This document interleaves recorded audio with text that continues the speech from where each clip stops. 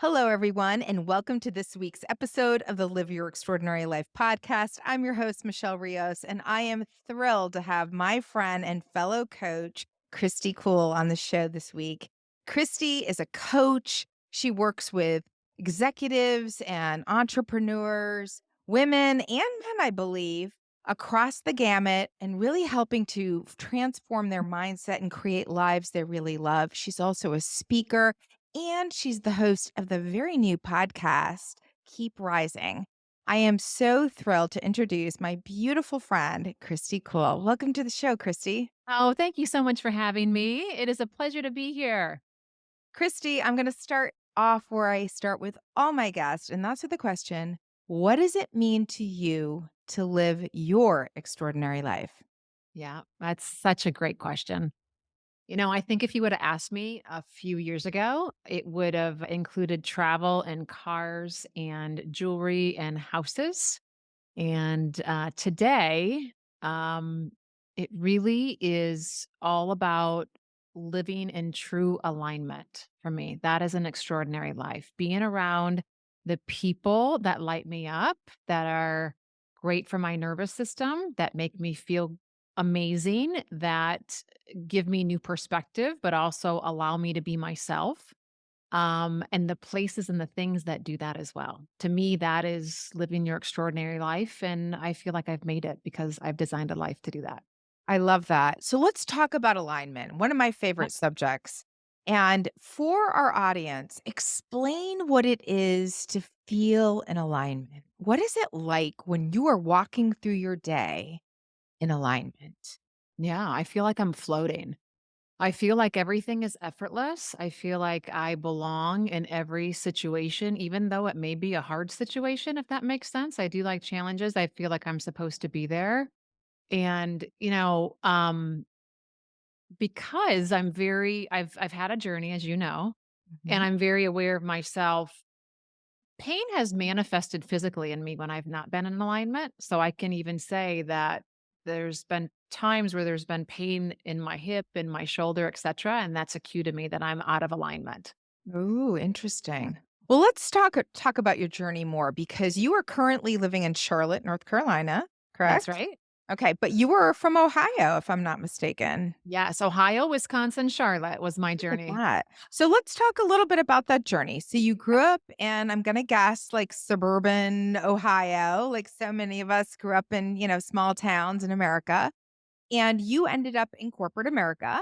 Yeah. We have that in common, and you did exceedingly well. Hmm. Tell me a little bit about the decision to make such an enormous leap from a career that was incredibly lucrative. You were getting the accolades of doing well and being at the front, and I'm sure being a star while you were doing it, to just saying, I am going to stage exit left and start a business. Because that's a big leap. Tell us a little bit about the journey. Yeah. Yep. So my journey started when I got divorced 10 years ago. I think I always say 9, 10. In the state of North Carolina, you have to be legally separated for a year before you can actually file. So about 10 ish years ago, I got divorced and I started to date again. And I realized that I was picking a similar type of guy. And so my marriage ended because my ex had some childhood trauma that had surfaced in the marriage. There was nothing I could have done about that. But then when I started dating again, I was realizing that outside of that trauma, I was picking a similar type of man, a narcissist, etc., blah, blah, blah. And I was fed up with that. And I heard Tony Robbins talk about the story of rewiring some woman's brain. And this woman was a celebrity. She suffered from anxiety and depression, and everybody's tried every modality, every pill, everything. And she was still had everything on paper, but was miserable. And he's like, all I did was rewire her brain. And I was like, oh my gosh, he's got to rewire my brain in this department because I keep picking the wrong type of guy. So that's what got me in the room. And so I went to a Tony event and I started to, for the first time, hear all of these things that felt like what I was always thinking, but somebody was validating it for the first time. So I feel like I've been that person who needed the validation from somebody else to follow my intuition. No longer that way in all respects, in some respects. But so I'm like, okay, you got my attention. You're saying some great things." And I started to realize I went there for one reason, but he's starting to look at life in all these chapters. And I thought the level of stress I was carrying was due to the amount of money I was making in the job that I had. Then I realized there's people around me that are making more money, had more responsibility, but they were so light on their feet. And I thought, oh my gosh, I'm not doing life right. There's something that I need to know that I'm not doing that I really desperately need. And it was at the end of the event where he said, "What makes you feel fulfilled?" And it took me a long time to put anything on my paper. I don't even think I really understood what the exercise was. And then when I realized what the exercise was and I wrote it down, he said, "Okay, well, you have now got to find a way to have more time to do those activities, or you have to create a career around it." And I looked at my paper and I'm like, how am I ever going to make an income out of rescuing dogs and being in nature and being fully present and listening to people?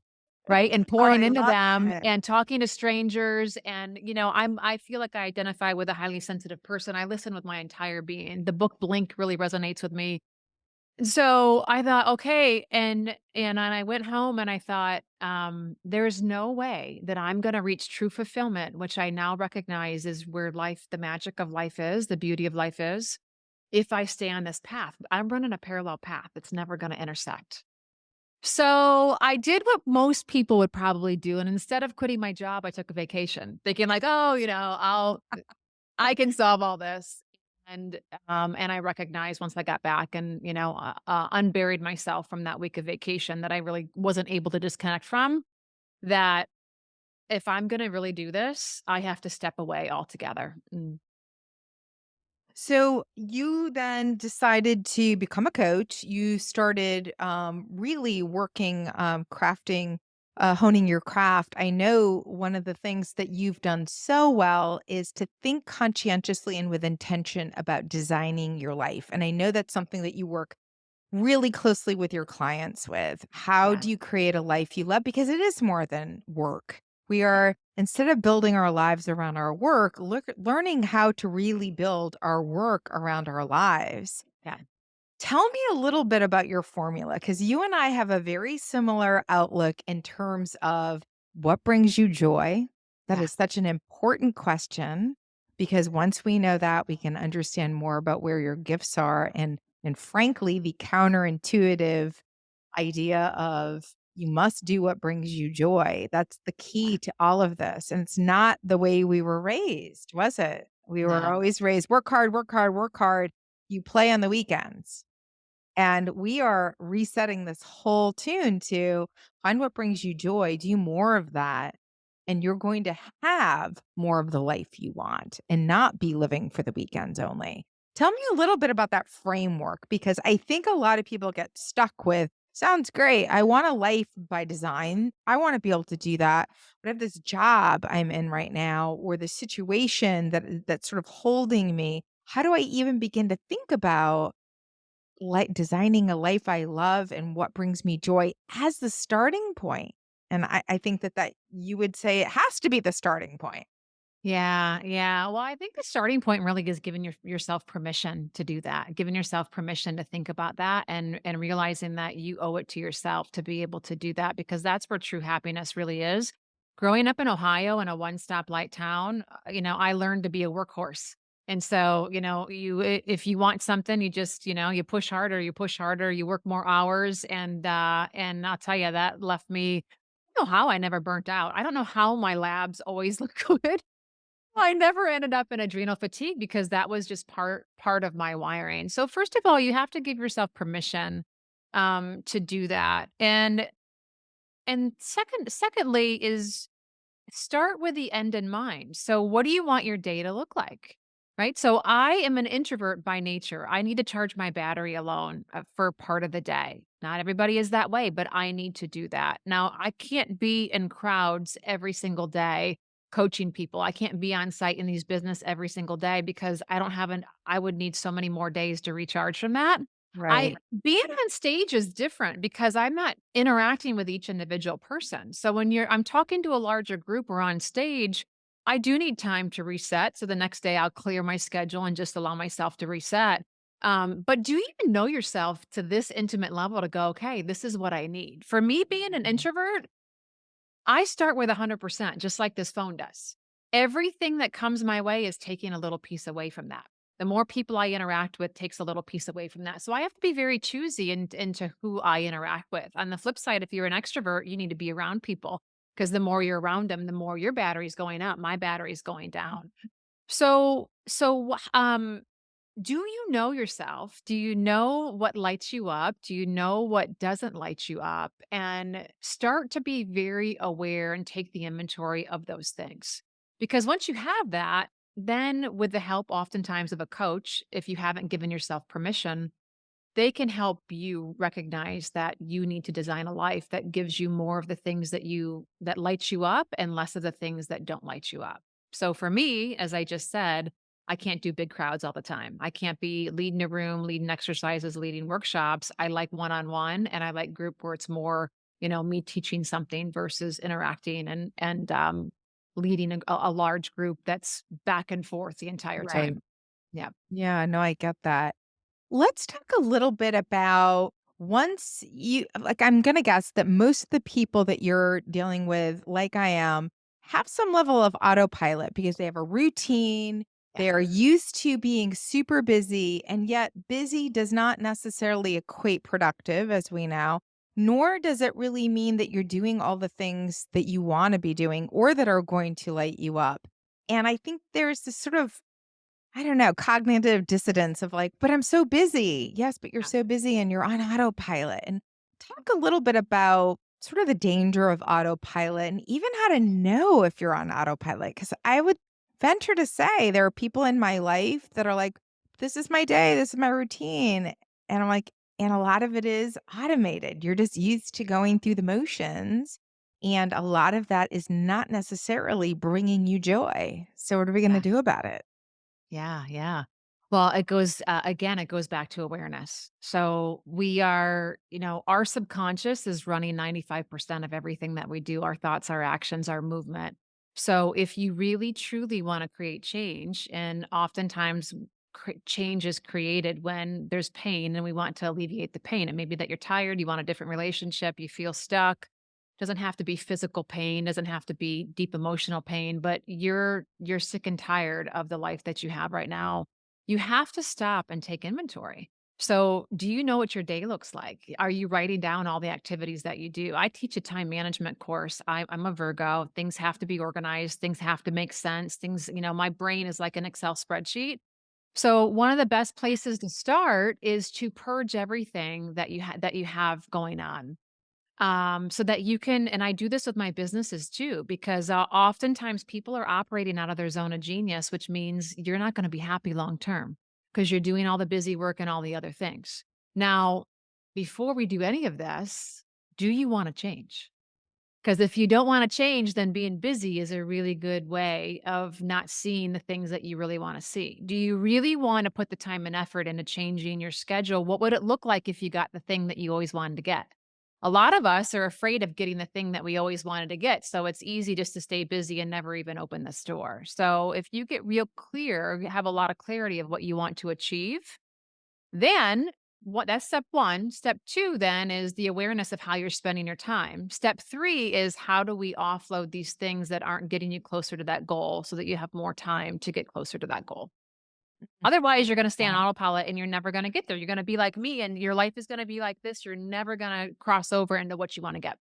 I love that. All right, talk to me about your non-negotiables. I want to hear about it because I know that you are really intentional about Yeah. where your energy flows and Yeah. where you spend your time. Talk to me about what non-negotiables exist for you on a daily basis. Yeah. Gosh, you ask really good questions.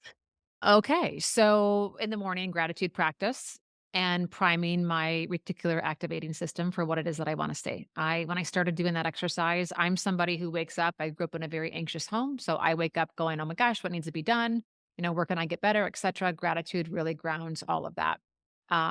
Programming your brain instead of having to push all the time. If you want to bring things in, it's the best way of manifesting. You need to write down, what do I want to see today? Right? I want to see a business owner who's tired of working in their business and wants to work on their On their business. business. Right? Looking for that entrepreneur that's ready to take the leap. and really put systems around what it is they're doing so that they can get the momentum in their business as well. When I was looking for love, the certain things that I'm looking for in that as well. So every single day I would say this out loud, and it's amazing how you start to notice the brain starts to notice that in people where you wouldn't. I have to work out.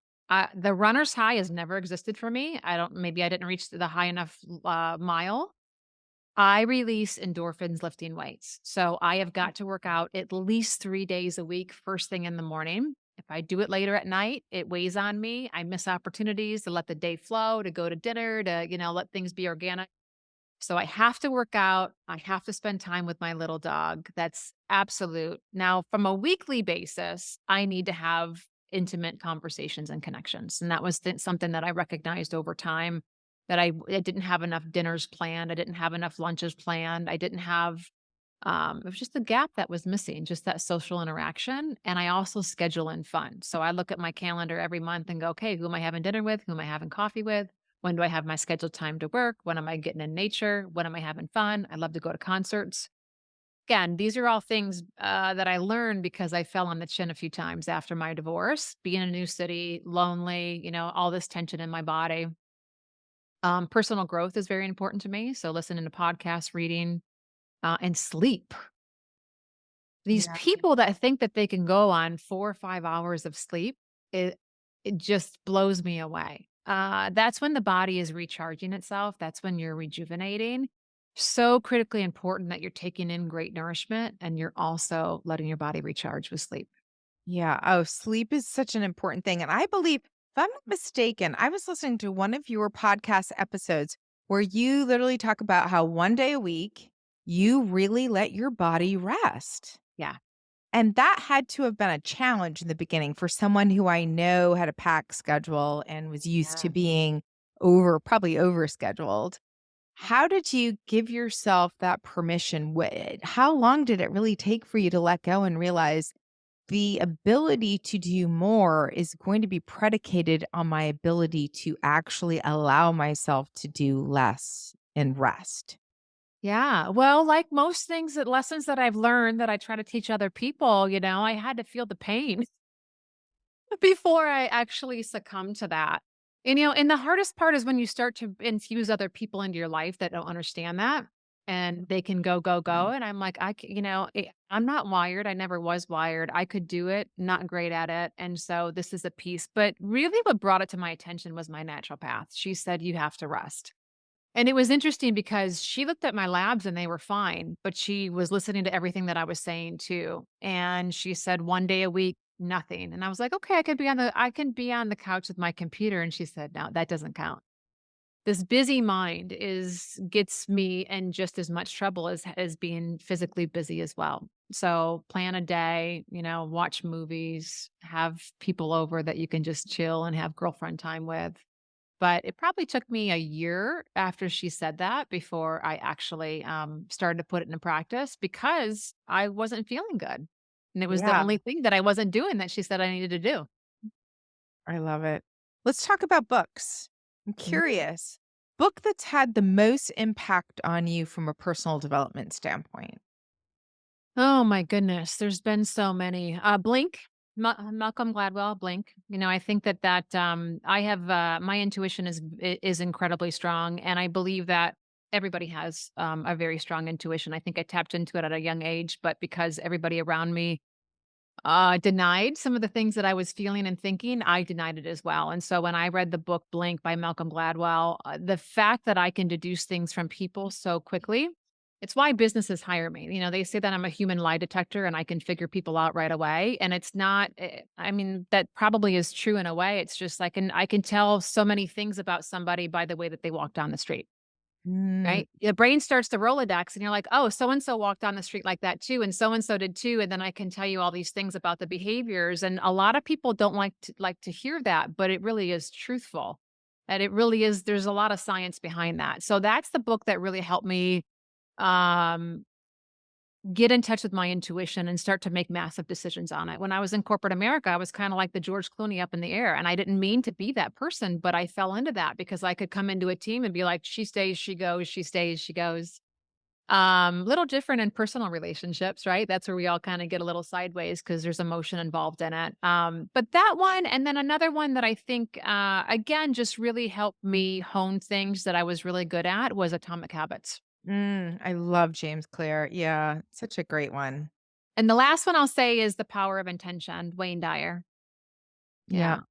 Yeah. The Wayne Dyer's probably had the most impact on me holistically across the Yeah. board because I was introduced to him when I was probably 25, maybe. Yeah.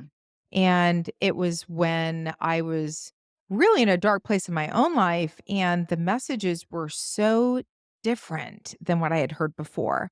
Like, I Yeah. remember picking up one of his books, and it said the title was You'll See It When You Believe It, right? Yeah. And then I'm Yeah. looking going, they got the title wrong, right? That's just you'll believe it when you see it. And then I had to buy the book, and I'm reading it going, "Oh my goodness, the power of really believing and having the visualization and feeling the experience that you wanted to have Yeah. before it would appear in your life." Just was such a foreign concept, and yet Yeah. it worked. And then I was hooked. Yeah.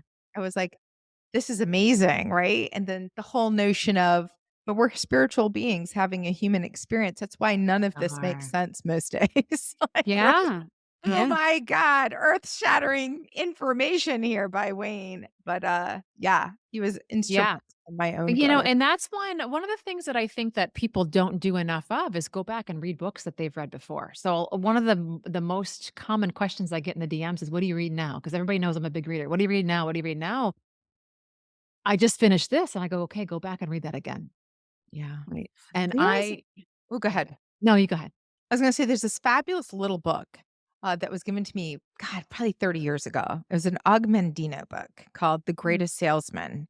If you Mm. haven't heard of it, I I highly haven't. recommend. It's a quick read, but it's one of these that will just keep you going, "Wow, interesting. I hadn't thought about it that way."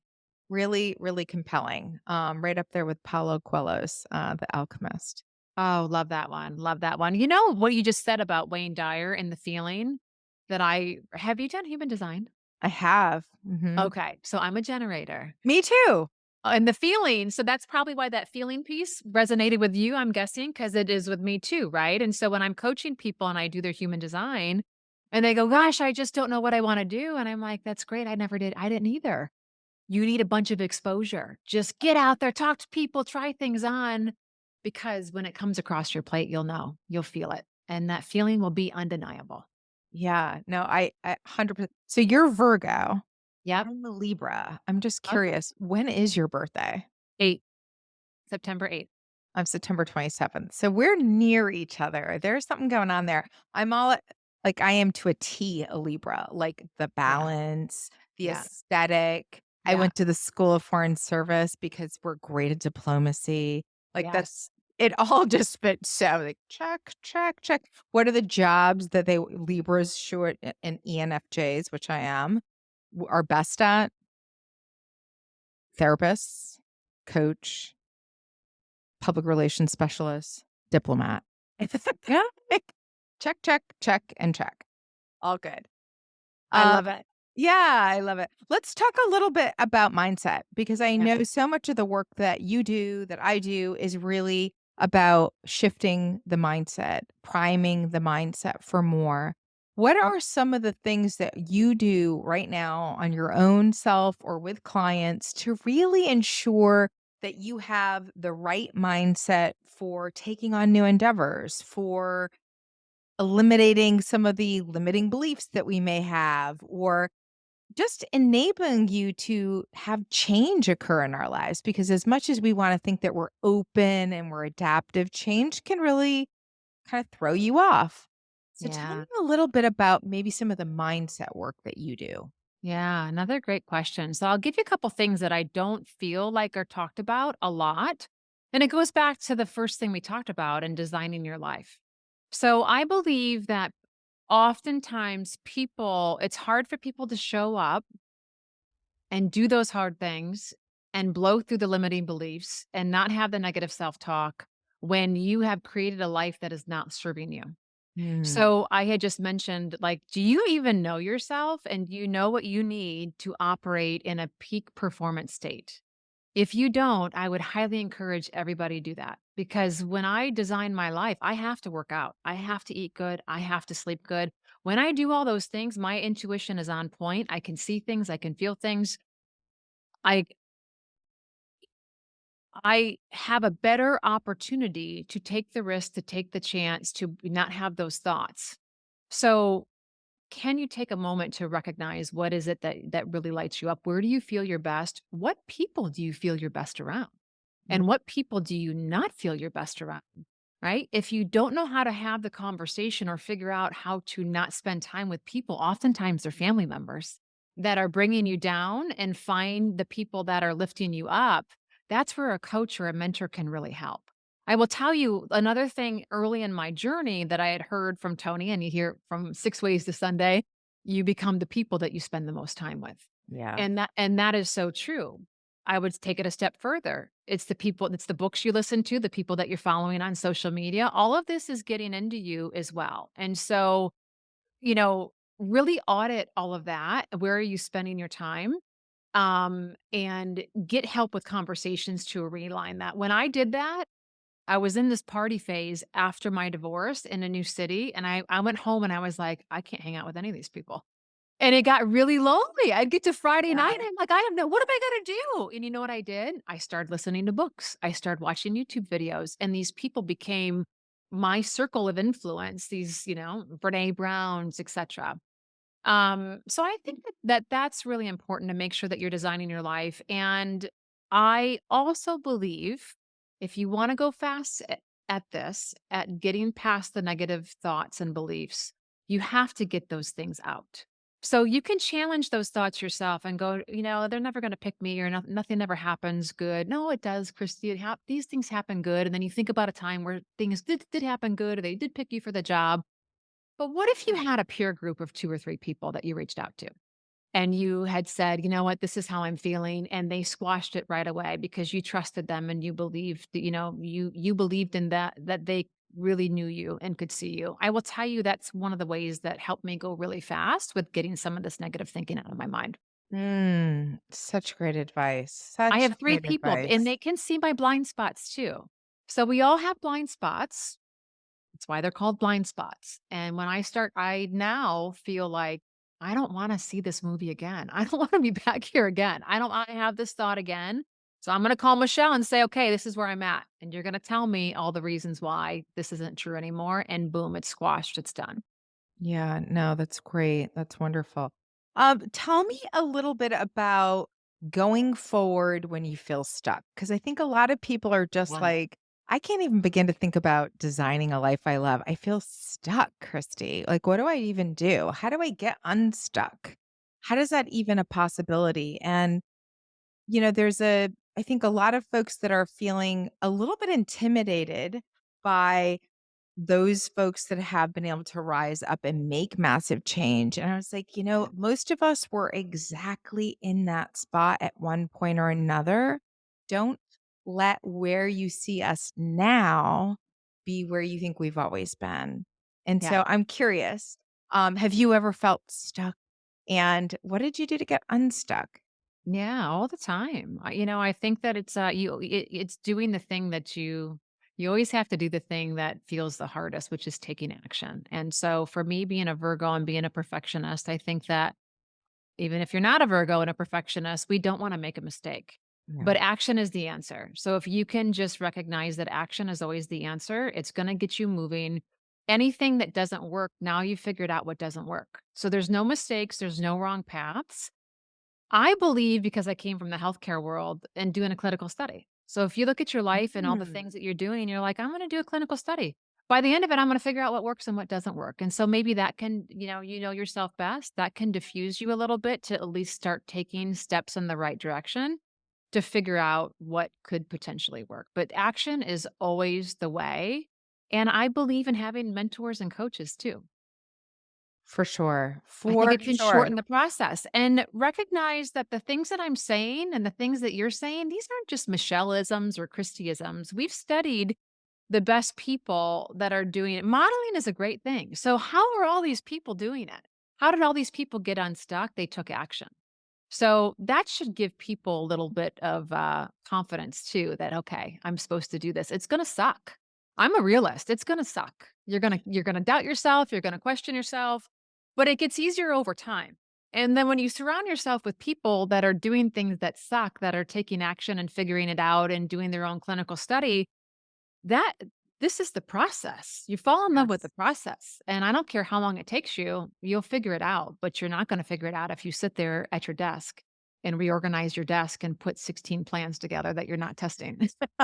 No, you're absolutely right. Messy action is what breeds Yeah, clarity, right? yeah, You cannot find your way out by over planning. I yeah, can tell you firsthand, I've done a lot of plans that never saw the light of day because I was afraid to make a mistake. And so you get paralyzed in the fear of making a mistake. So perfectionism is something we really do need to kind of put back on the shelf and say enough is enough. Like the only way to be successful is to be willing to have some quote unquote failures. And I really don't think they're failures anymore. I've come to the realization that, okay, that's another way that doesn't work. Okay, yeah, yeah, yeah. next. And be willing to keep going because it's those people that are willing to quote unquote fail that try things over and over again. This didn't work. Okay, let's go over here that end up getting there quicker while everyone else is sitting on the sideline on the safety of the shore, if you will, Yeah. unhappy because they're just paralyzed with fear of making a mistake. So they don't take any action at all, which to me is so super sad, right? These are the people that are in the Yeah. same place a year later and Yeah. having you have the same conversations with them year after year. There's not really any progress. Those are the people that actually my heart goes out to them because they keep the veneer of everything's fine, but it's not Mhm. fine. They're stuck. And it's one of those where you're like, just take a step, any step toward what you want and try, see what happens. So true. Sarah Blakely, the founder of Mm. Spanx, I heard a story about the way that her father parented, and it's just interesting what shaped her at such a young age. So at the dinner table, I don't know if you've heard this story before. Stop me if you have. I Have you heard it? haven't tell it. You know It's it? such a good Okay. one. Tell it. So her dad would ask her and her brother, "What did you try today and fail at?" And they would when they would tell, they would get a high five and they would celebrate it. So it just became, imagine that being the Amazing. culture versus a lot of the other side of like, what will people think? Oh my gosh, the plan didn't work. And again, I think this is where your peer group really is impactful. So who are the people that you're hanging out with when you are now one of 10 people who are going, "Oh yeah, I tried this, this didn't work. Okay, what'd you do? Okay, let me figure out maybe that'll work for me." And it is just part of the process where people are talking about things that didn't work, businesses that they tried that they decided that they didn't like, coaching styles that they're like, "You know what? I like one-on-one, no, I like group." How easy would it be to figure things out in life if you could find people like that were Yeah. part of your every single day conversations, And what celebrating? amazes me is Sarah's around our age Yeah, collectively, yeah. and, this is going back a while, and to have a Yes. parent that was that forward thinking back then amazes me. Um, Christy, it's been wonderful talking with you. I wanna just kind of reiterate this, notion of the work that we get to do is such a blessing, and the people Yeah. that we get to meet, not only are we helping impact others, but in our interactions with other people, we can't help but be impacted. And I am so grateful that you and I have crossed paths. I am so excited about what's to come. I'm so energized by the work that you're doing. And how can people find and support you? Yeah, well, gosh, those were all such beautiful words. I received them all. Thank you so much. I feel the same about you. I can't wait to have you on my podcast. I get to see you soon in Dallas, and you're doing some incredible work in such a short period of time, too. You just left like what, a year ago? Yeah, about a I year ago love it. now. Lightning speed, lightning speed. So I have a podcast, Keep Rising with Kristy Kuhl. I really believe that I'm here on this earth to encourage people to keep rising because you're so much closer than you think. You Love can that. follow that on all the platforms and on Instagram as well. Kristy Kuhl. Wonderful. So please, everyone, I know that Kristy has inspired and has been engaging here today. Please go and check out her content on Instagram. Go give her podcast a listen. You're going to love it. I've already listened to all of her episodes. She just launched earlier this year, and it's just fantastic. So I cannot wait for her to produce more episodes, and she has some great guests coming up. So go check her out. And in the meantime, if you enjoyed this episode, please go and give it a 5-star review. The more you review and rate the show on Apple, on Spotify, the more people can find it and the more people we can positively impact. So until next time, everyone, go and live your extraordinary life.